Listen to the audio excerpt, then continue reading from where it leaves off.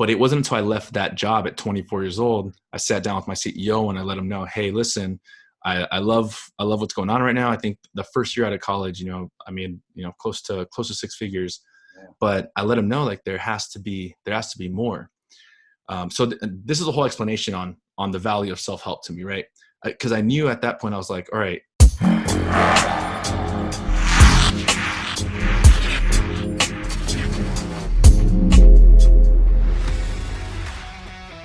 What's going on, entrepreneurs, business owners, and CEOs? Welcome to another action-packed episode of Inspire. I've got a very special guest today. I'm really excited to introduce. I connected with this individual over the past month. Very genuine, very sincere entrepreneur who has a vision that seeks to change the world. So, ladies and gentlemen, I'm introducing you to CEO of Remote Helpr, Fernando Corona. Fernando, thank you for coming on the show today, brother. What's going on, Alex? Hey, man. Thanks, dude. Yeah, the way we connected, and it was hilarious, right? Like I just connected with you on Facebook Messenger, sent out a video, and then you were just like, boom, like welcome. And I was like, wait, what? Who just reached out to who? I reached out to you, and then you responded with way more energy, and I was like, oh, this guy's the real deal right here. So thank you for having me on the podcast, man. Absolutely. It's funny that you say that, man, because it was like the very first, I don't know if it was an autoresponder or like a chat bot where somebody replies to you and you automatically send them the intro video that you had done. Because when we sit down and we think about content marketing, right? A lot of people, they write messages, but you had actually provided me a video that was like, hey, this is Fernando, CEO of Remote Help. And I just found so much value in that, which is why I decided to respond to you, Thanks, so, dude. like, I really found your content marketing to be on point, and I think that's what really developed the relationship. There was just synergy there from the get-go. Yeah, so that didn't throw you off a little bit, like whether you were thinking, oh, is this a bot? Is this an automated reply? Is this really him creating this video today? Like, did that throw you off a bit, or were you like, I don't care? I really didn't care. I was just like, wow, this is very innovative. He's doing a video rather than a text written post, which a lot of things can get lost in translation when we're writing text, but a video, you just conveyed authenticity. You conveyed sincerity through what it is that you were speaking about. So Cool. Thanks, man. I appreciate it. I mean, I'll throw a nugget for anybody who's out there right now. What I'd recommend, I mean, I use a virtual assistant to do a lot of my outreach. But it's always, I have to make sure that it's a genuine video or a genuine message, and it has to have context to where you're reaching out to them from, right? If it's on Facebook or Instagram, then I think video is going to work really well. And you want to target groups on individuals that you want to connect with. And that way you could even say, hey, welcome to the ClickFunnels group. I just wanted to blah, blah, blah, right? And in your video, it's throwing relationship to the group, to the individual, if they're an agency, if they're an entrepreneur. And that way it's still genuine, it's still authentic. And what I found myself doing was I was sending the same type of video message anyways by myself. And all of a sudden I was just like, wait, I could just kind of record a genuine video of me shooting it and then just upload it to each of those people in my target market that I wanted to connect with. And so that's really how that would work and how it happened. yeah, absolutely, man. And it's like, we actually completely skipped over the part where you introduce yourself, man. Tell the audience what it is. What it is. I know we were so excited to engage in conversation here. Tell the audience what it is that you're doing in the entrepreneurial space. Yeah. So Remote Helpr. All right. It's a virtual assistant agency. And for those that don't know what that is, I'm just going to try to really bring it down and bring it into something super, super palpable. All right. Basically, there are very smart, intelligent, capable quality workers around the globe. And it's naive or ignorant, however you want to phrase it, to think that first world countries are the only countries that have very capable workers. So all I'm doing is I'm connecting those English-speaking capable workers in other parts of the world in different countries, whether that be Venezuela, Nicaragua, the Caribbean, parts of Africa, or parts of Asia. And I'm connecting those individuals, web developers, copywriters, customer service agents, right, with US, European, or Canadian types of entrepreneurs and business owners. It's just, I mean, you can call it outsourcing, you call it remote work, remote help. That's where I got it from, Remote Helpr, because I'm getting these helpers that are external, remote to your in-house team, and they're adding value to you guys. Let me just say, for the people listening out there, I've been on a couple of calls with Fernando as I'm bringing on his VAs for my clients myself, and just the level of professionalism from the talent pool that you're picking from. I just really feel Mm. a level of authenticity and a level of gratitude from these. I don't know if we want to call them employees or remote workers or whatever. Yeah, remote workers. Remote workers. Just the level of gratitude and sincerity they have to want to help my Hmm. clients' projects. It's just a different conversation than a lot of other VAs out there who are hitting you up, and it's just you could tell what they're doing isn't out of the place of their heart. It's more so out of monetary gain. Let me just snag whatever project I can snag, you know? So big Yeah, ups no, to thank you. you. Yeah, big ups to you. Very quality people. I definitely want to give a shout out to Doris. She's incredible. That's one of your VAs there. And yeah, brother. So what I really love is that you're taking the time to introduce people in third world countries, and maybe that wasn't necessarily the goal, but that maybe that's just how it worked out. But that's great. That's great because you're giving them an opportunity to leverage an American dollar in an economy that is struggling. Yeah. No. That's huge, man. In my own podcast, I interviewed one of our telemarketing guys from Nicaragua, and he has this crazy story on how his English is so perfect. Because I remember when I first talked to him, I was like, all right, like, how do you speak such perfect English? And you live in Nicaragua. Not that anybody can't speak perfect English, but I was just so surprised. Even the colloquials, right? The colloquial language that he had, it was just like, man, you learned this from somewhere.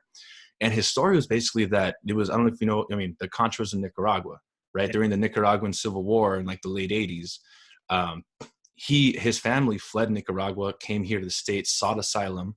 So he was 10 years old, ended up living in LA for 8 years and learned English like that. Wow. And then afterwards, they went back to Nicaragua after everything kind of cooled down. And so that's how he learned his English. And he just continued to work for different call centers and all that. And that's why he knows English so well and was able to practice it.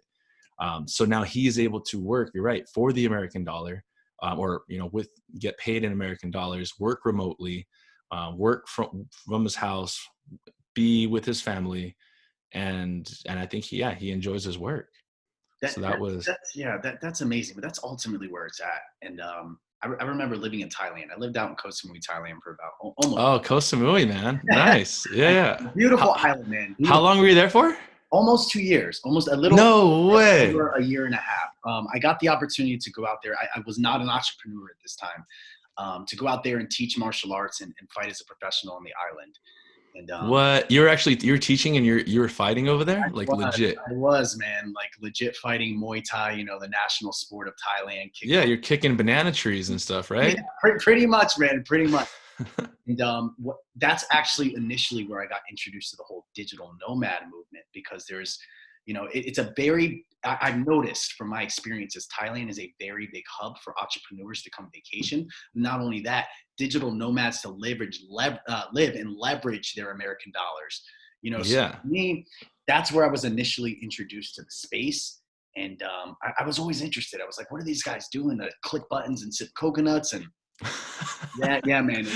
Click It's buttons and sip coconut, man. I kind of want to what it was, man. write that down, dude. I was a little envious, man. I was a little envious, and I knew I had to get in. So yeah, that definitely brought me back to like how we can certainly leverage our American dollar, or whether you live in the UK or whether you live in wherever, and stretch it in another economy. It's not just one solution be all end all. There's so many opportunities out there in the world, not just in your I don't want to say closed box or offend anyone, but a lot of people live inside this box that they feel that they can't break past those limitations. Yeah, and there's something that I do want to just point out because I get there's going to be some people that are going to think that we're exploiting or taking advantage of these countries or of these individuals, right? And my response to those individuals is right now I live in California. Minimum wage is $13 here in California. Utah, right next door to California, minimum wage like $7, Wow. right? I don't know. I mean, seven around there. It's less than $10. So if I wanted to get a worker at minimum wage in Utah versus California, then I would just source them through Utah. Yeah. I'm outsourcing work because I don't want to pay the minimum wage in California, which is $13 an hour. So I go to Utah and find that same worker, but it's not because they're less capable of a worker. It's just that the market value and the market rate and the cost of living in the Utah economy is less. Sure. And so therefore I'm just providing, like, they're providing me a service at a certain rate that is comfortable for them to live and survive based off of their cost of living, where they're living. And the same is true for any other country, right? Like I was able to connect the web developer to a software app development company here in the States. And I was able, like, working out the numbers and everything to make everybody happy. We're actually able to pay him more than he's ever made Amazing. in his life. And now if I shared that number with you, I can't, it's pretty Sure. just, obviously that's to us, but if I shared that number with some people, they would be like, you're taking advantage of them. Like, there's no way, person for his skill, like, how are you paying him this much? Sure. But it's the most that he's ever made. Absolutely. Right. And he would not have that opportunity. And it's still not less, like, it's still, good money. And then our bonuses are 100% to the individual. You know what I mean? Like, you want to bonus them out, you want to give them presents, you want to do anything like that, goes to them. So we do things in ways just to make sure everybody can win, everybody's happy. And we don't take advantage of people. I just want to put that out there, that we, Sure. we try not to. And if we, that's, I want to take that stigma out. Hopefully that made it clear. No, for sure, for sure. And like I said, man, there's such a level of authenticity and gratitude, not only in working with you, but working with your VAs, that I know that this isn't just, let me just make a dollar on this. You guys are legitimately interested and care about providing your clients results. There was a conversation we had where I didn't even have to ask you. You asked me. You said, okay, I want to be able to gauge our performance. So, and and I think that's huge, rather than going out there and trying to close the next project just to close it for the sake of closing. You're legitimately interested in improvement. So let me ask you this, Fernando. Yeah. How big has that been in your life? And let me rephrase that. When you analyze on certain areas of your life, how big has self-help been to getting to that next level? Yeah. Man, I'm 20. I just turned 28 in December. So I got to think back to, honestly, when I started reading about self-help and development. And I feel like I got into it later in the game. I was probably 23 or 24 years old. Right. So I'm 28, and 4 years doesn't seem like a lot of time, but it is a lot of time Sure. when you're really going through the growth of self-help. My old manager, I was 24 years old, and my manager had recommended a book to me. I had never really read books, to be honest, outside of school books. They said, read this, blah, blah, blah, read that. And so I always learned by my own that reading books was just to get work done, or to solve it, to get a test, or to pass a test. And then, so I didn't realize the value of learning, of what that really meant, until afterwards. I think I told you I got my degree in mechanical engineering. So I did that. And then I graduated, worked as a sales engineer with Tesla and SpaceX. But it wasn't until I left that job at 24 years old, I sat down with my CEO and I let him know, hey, listen, I love what's going on right now. I think the first year out of college, I made, close to 6 figures, but I let him know, like, there has to be more.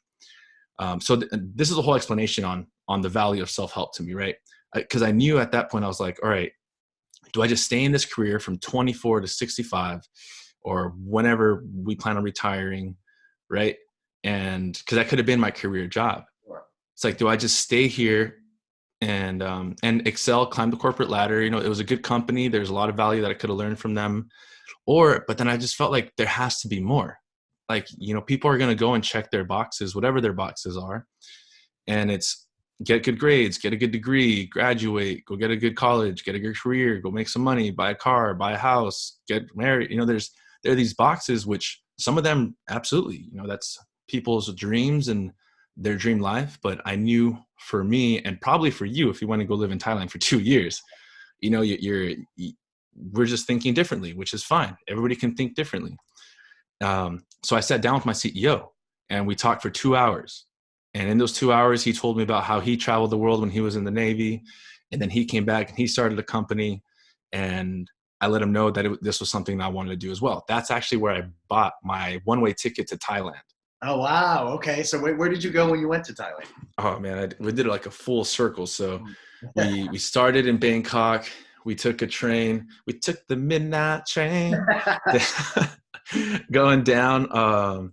We went to what's right next to Koh Samui on the bottom. Not Krabi. There's Is it Krabi? No. Copenhagen. There's Copenhagen. There's yeah. So Krabi's up to the north. yeah. Okay. We went to Copenhagen. We went to Koh Tao. Went to Koh Samui. Then we hopped over to Krabi. Then to Koh Phi Phi, and then up to. Then we flew from Krabi up to Chiang Mai, and then we rode motorcycles for like 6 hours to Pai. Yeah. And then that was like, it was this whole month-long trip. It was freaking awesome, man. Life-changing, right? Yeah. But it was only because at that point, it was at that travel point where my CEO, he sat me down and we talked and he said, Fernando, I want to let you know that this door is always going to be open for you, even after you leave. And I was like, man, like, thanks. I was like, why is that? He's like, you're the first person in the history of me being a CEO to ever schedule a meeting with me that you were leaving. Yeah. So nobody else that's ever left the company scheduled a meeting with him like that to say they were leaving. Yeah, I think that goes to show the power of transparency, man. I feel like a lot of people are really closed-minded, or perhaps they're scared of telling the truth or telling how it is. But I feel like when you're honest, you all on the table there. There's an amount of respect that people have for you, displaying that transparency. Yeah, no, I think, and I think you're right. And I'm probably still afraid sometimes to be fully transparent, but I think slowly as I became more transparent or becoming more transparent and people are accepting that, you're right. It is like making me feel more comfortable. And then you realize, well, like, the people that accept you, those are the people you want in your life anyways. The people that don't accept that, then, they kind of did you a service. Absolutely. And as you say that, you were talking about the check boxes that people check, the marriage check, got to buy a house check. And I think that's more or less programming. It's like when we're young, we're programmed to believe these fictitious ideas of what success looks like. And I know for me in my business, when I reached that point of where what other people look at was what is successful, I was like, I'm scratching my head wondering why I didn't feel this gratification. And okay, I have the money that I didn't have before. I have the company I didn't have before, but where's my time? Where's what am I doing what I enjoy? Am I doing what I love? And it's like programming really does get the best of us. And it's crazy. I'll give you an analogy, right? A lot of people have these neural associations with money. I was just in a group call, and a lot of people were asking, okay, I don't know how much to charge for my course. How do I put value on this? And a lady chimed in and she said, well, I feel bad asking people for the money. And it brought me back to this, I was shopping at Walmart with my fiance. And I see this mom, and this little girl walked up to her mom and it's like, mommy, can I have this toy? Can I have this toy? And the mom looks at her and she goes, are you crazy? The little girl's 5 years old, right? Are you crazy? That's too expensive. And for a little kid, for their parent, their role model, the person that's defining all their beliefs, all their everything, right? To tell them that this is crazy because it's too expensive, she immediately programmed her daughter to believe for the rest of her life things would be too expensive. So now we take that into adulthood, not realizing that this neural association from when we were children, which I know my parents, you're Latino, my family's Latino, so it was like that growing up. No, we don't have the money for this. No, we don't have the money for this. I had to reprogram myself to think like, okay, wait a second. I can ask to close a client on $9,700 because that's the value that I'm bringing to the market. Before it was just this neural association with, oh my God, I can't charge it. Who's going to pay that?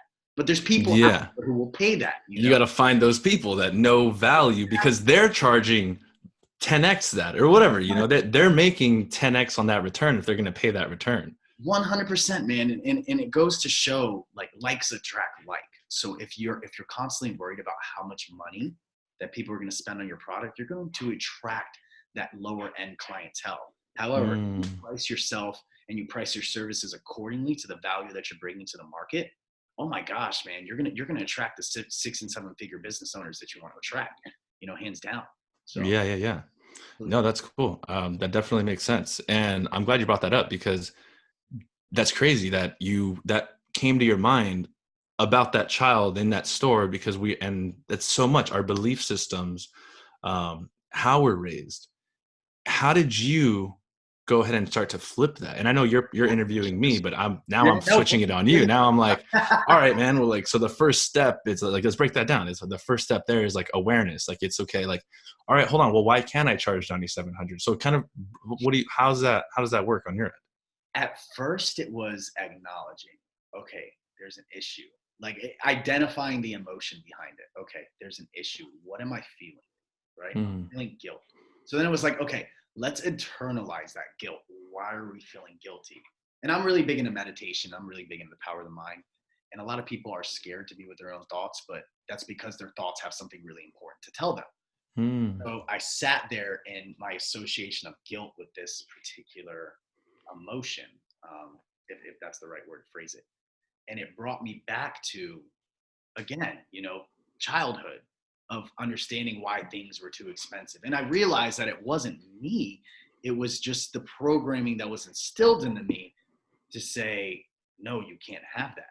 And once I realized that subconscious trauma, and I'm going to call it a trauma because it stuck with me till later on in life, right? yeah. That I could flip the switch on that and like over program it, rewrite it, and override it. I Yeah. override this subconscious thought pattern was just ultimately the key to reprogramming. So Did you do that on your own? I did, man. I've had some amazing mentors to help me, but it wasn't like something that a mentor told me to do. It was something that just happened to me through an epiphany from taking Mm, everything that my mentors had taught me. So, yeah. Is that another big piece where that you're like, if you can get a mentor, get a mentor? oh, absolutely. Look, I'd say this. I'd say this to the audience out there is, yeah, you might be thinking to yourself, okay, this costs money.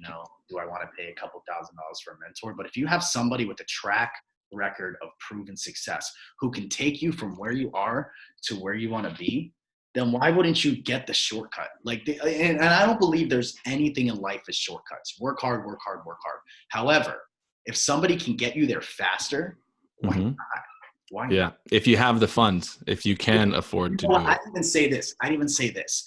If you don't have the funds, and I actually learned this from another mentor of mine, right? Hmm. You can barter services. If you have value that you can provide to the market, like I just closed a deal with a professional videographer who's going to be Mm, all my clients' projects, right? I didn't have any money to pay him up front. But what I did say is I'll close you a percentage every project that I close. I'll give you a percentage on this project.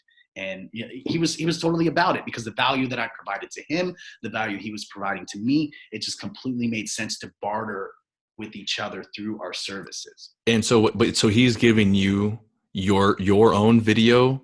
Well, not only mine, but for any of my clients. You know what I Yeah. So, but now it's a barter system in terms of mean? like he's giving you the video, whatever you need for video. Yep. He's doing all that work, Yep. and in return, you're going to give him a ton of client business.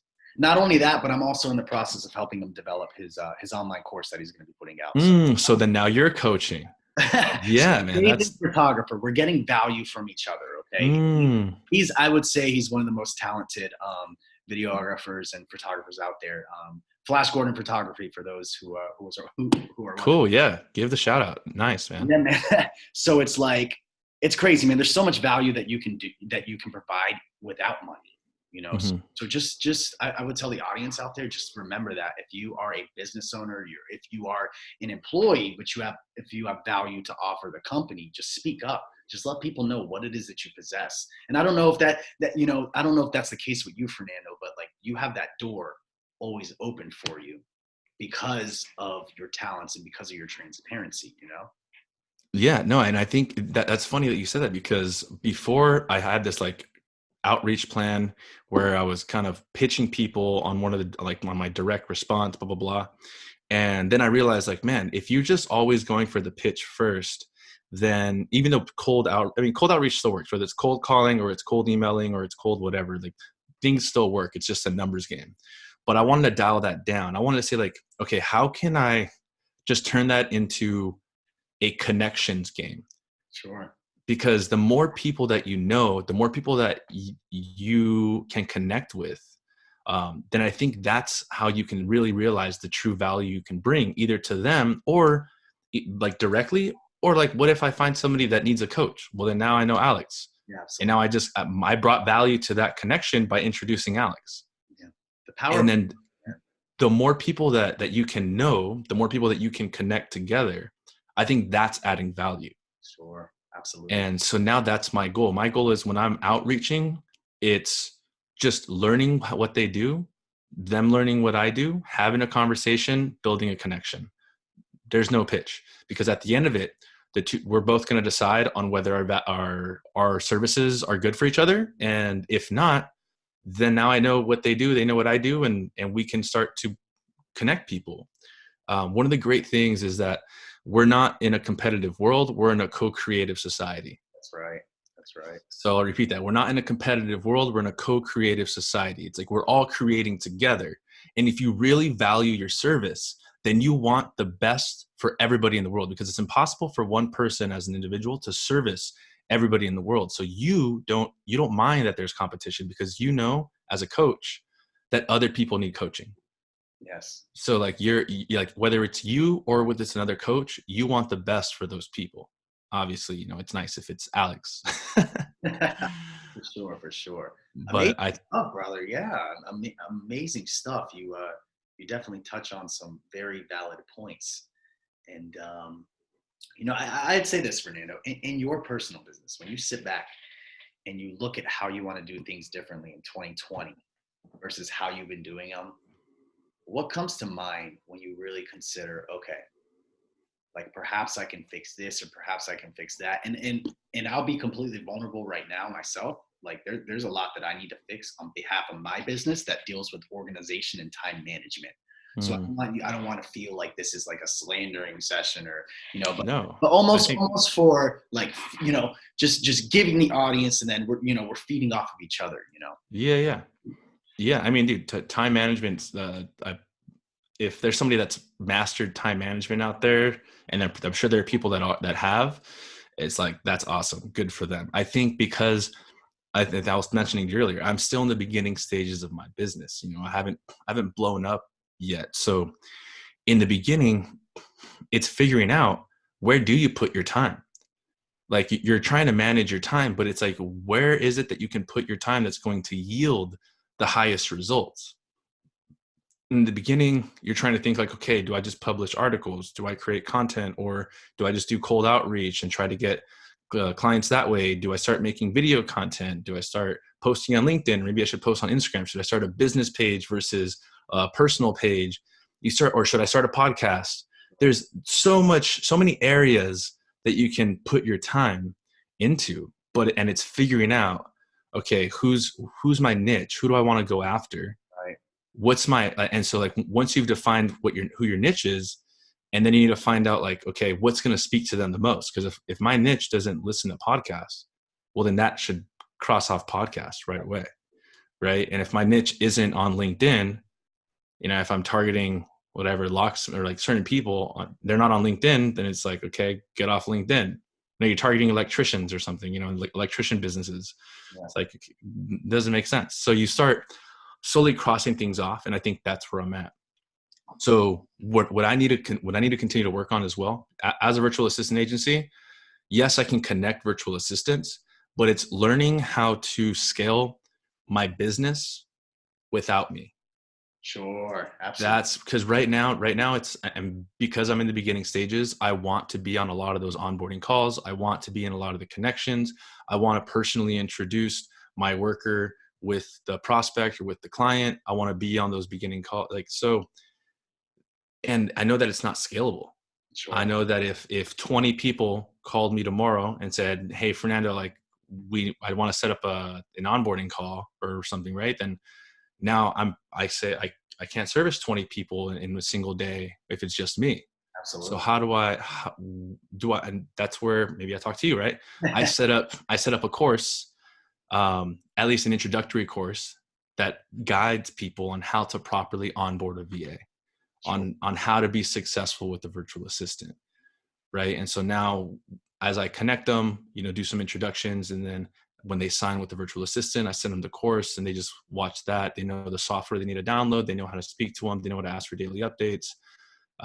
And yeah, that's where I think I need to be able to, Yeah, work no, on. absolutely, man. It's a predicament that a lot of entrepreneurs are in, because they're weighing their options of time versus freedom, right?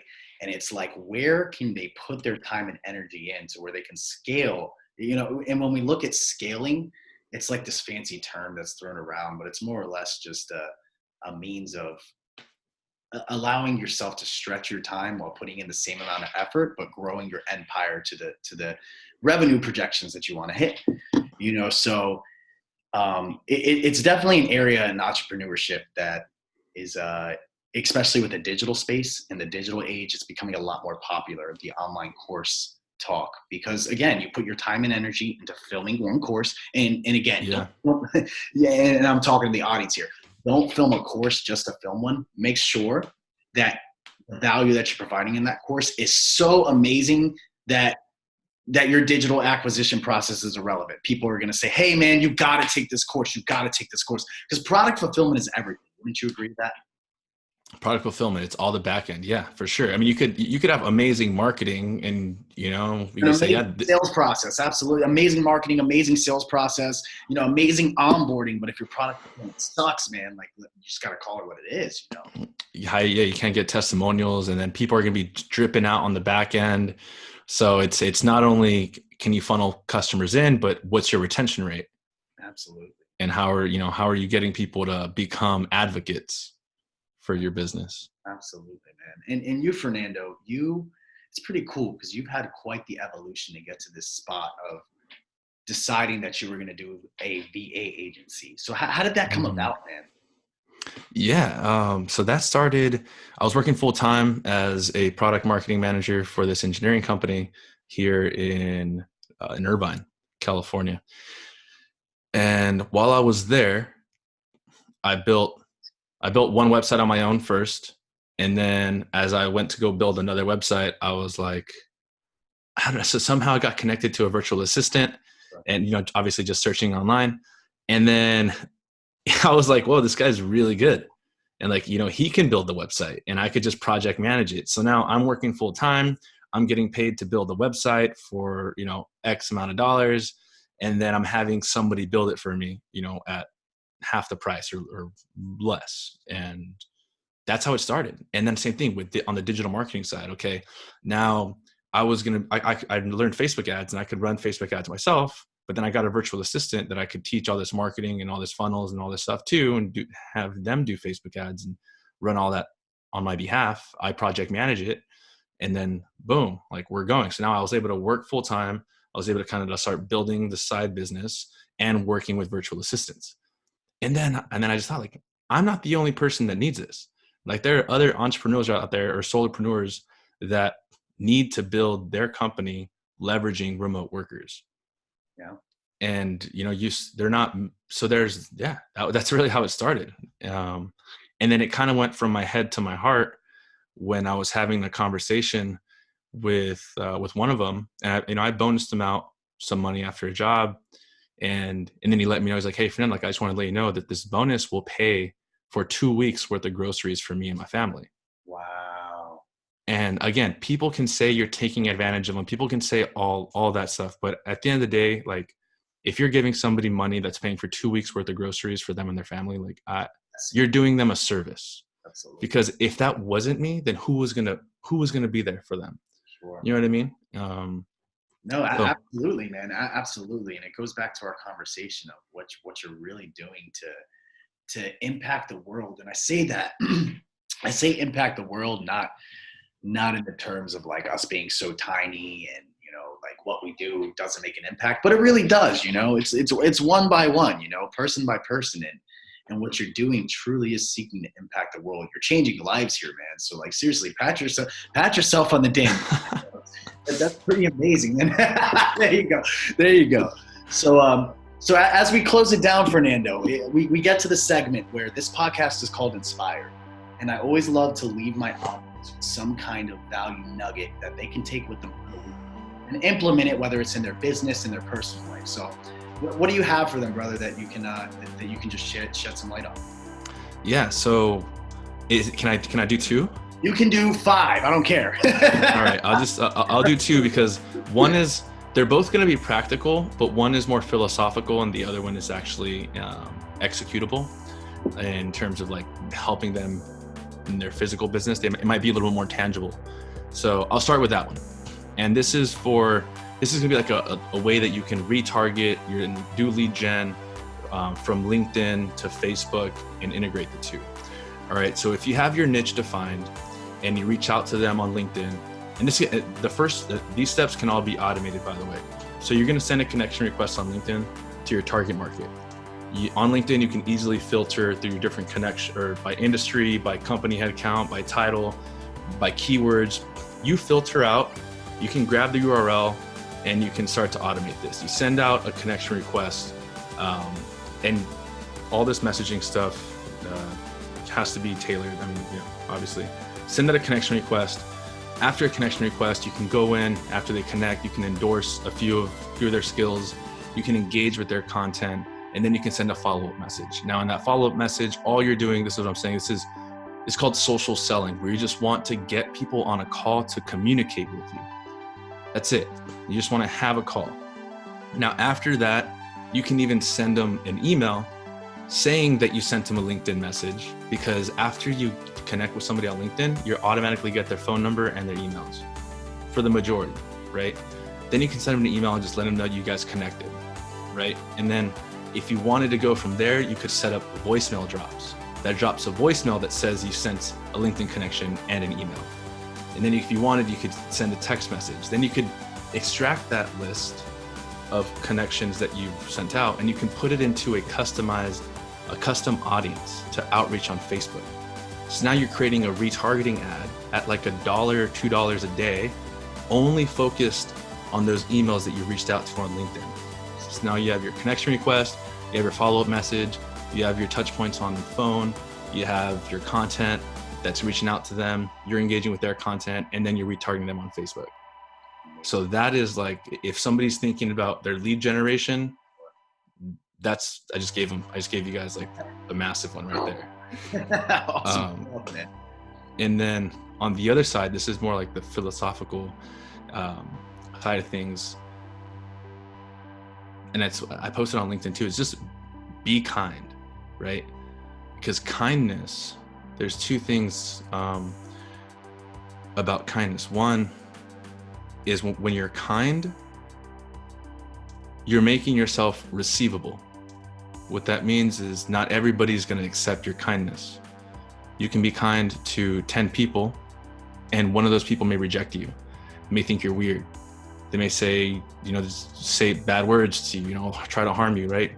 But if you can't be afraid to be kind to the next person, because that person may need your kindness.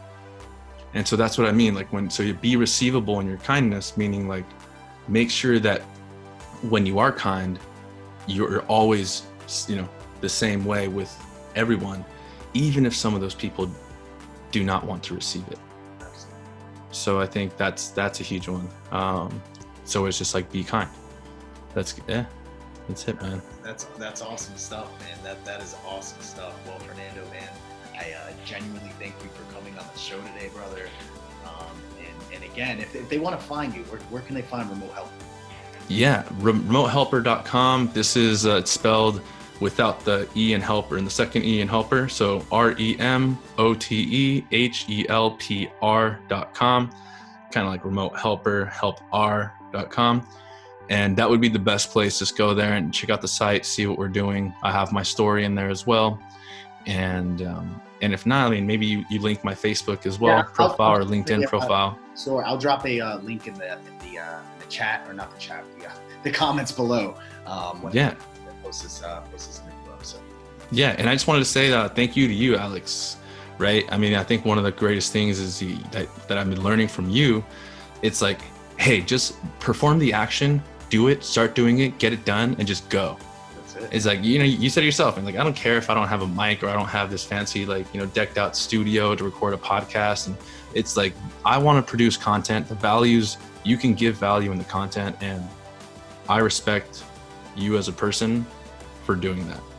I respect you, man. You're a phenomenal human being yourself. And yeah, man, I know there's a lot of value and a lot of synergy every time you speak, man. So, only surround yourself with like-minded individuals. I've only been attracting that lately, and the most recent addition is you yourself. So, genuinely appreciate all the value that you give me. So, yeah, man, there's gonna be a lot to come. There's gonna be a lot to share, I think. For sure, big time. Absolutely. Well, thank you guys for joining another amazing episode of the Inspire Podcast. Again, Fernando, thank you for coming on. Ladies and gentlemen, CEO of Remote Helpr, Fernando Corona. We'll catch you guys next week. Thank you for joining. Later, guys.